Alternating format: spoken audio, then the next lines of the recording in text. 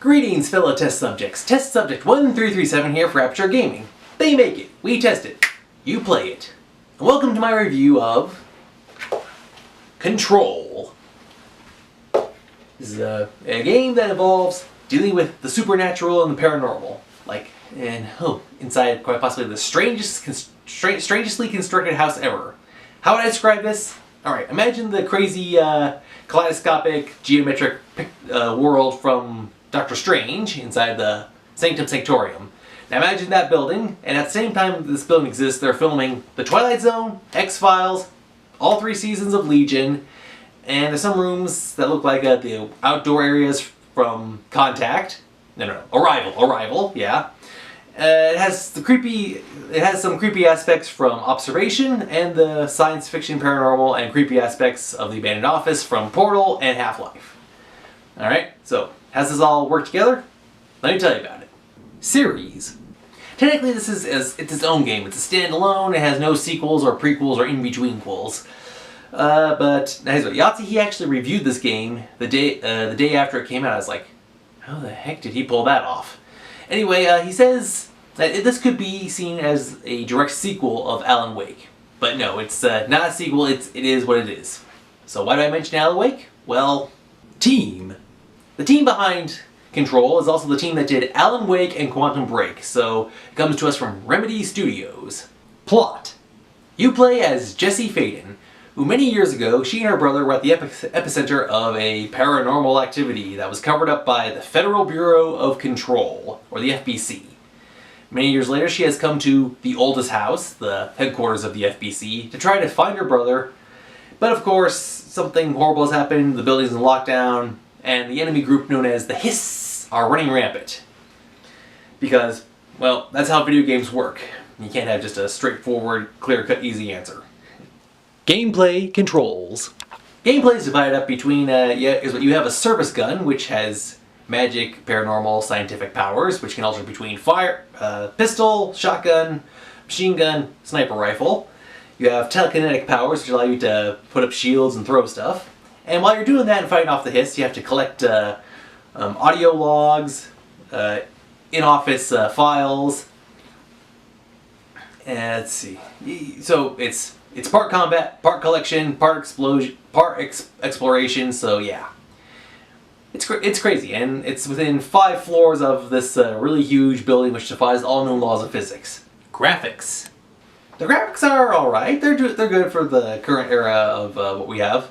In fact, some of the graphics look realistic, because they are realistic. Since this is from Remedy Studios, apparently every once in a while they like to sneak in some live footage of stuff, which they've done here. Either as cutscenes, cinematic stuff that you could collect, stuff you see on the wall, so it's kind of interesting to see the live action stuff. But there is a few issues with the graphics, which I will cover in the issue area. Audio.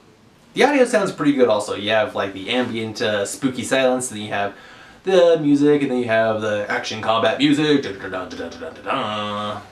Yeah, so everything sounds pretty good. And there's some areas where I have to turn on the closed captioning because I'm having trouble understanding what's being said.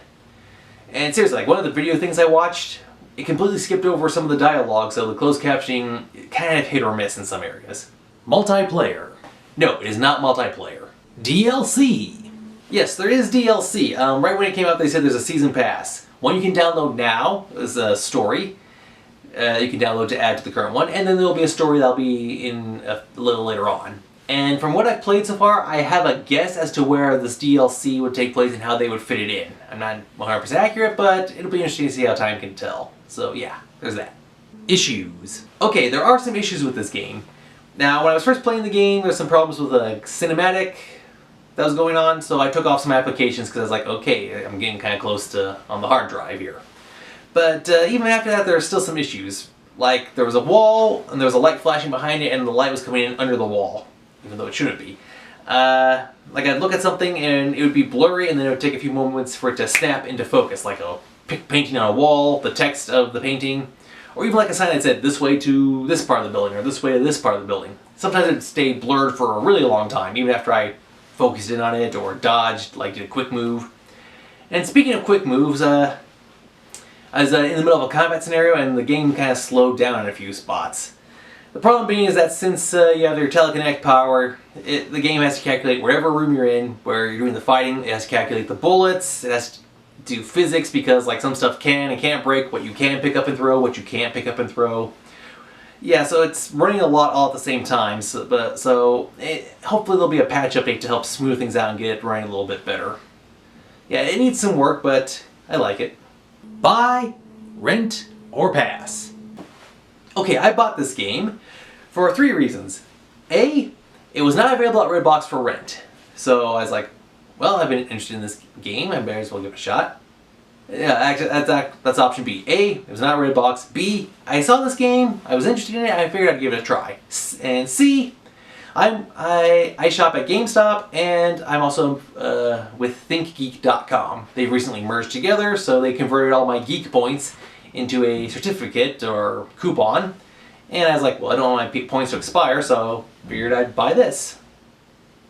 So I'd say the game, I'm not normally into some of this level of creepy stuff, but I guess after observation, I guess I'm kind of starting to, I guess it all depends on the setting, like how it's presented.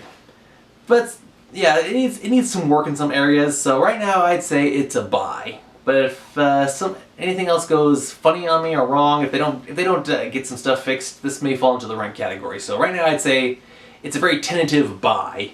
Overall score. Having said that, so I give the final score for Control, I give it a solid 8 out of 10. The irony is, as Jesse, you have to fight off soldiers and agents who have been taken over by the hiss. So basically, the point of Control is to fight those who have lost control. Yeah, so it's a good game. It needs some work. But, hey, I'm still playing No Man's Sky after 2 years, which had a really rocky and rough launch and it has some issues now currently with its latest patch update. But yeah, everything can get fixed. You just need to have a little patience. Alright, so like I said, buy Control, 8 out of 10. That's all the time we have for this episode. This has been Test Subject 1337 saying thank you for watching, and until next time, game on!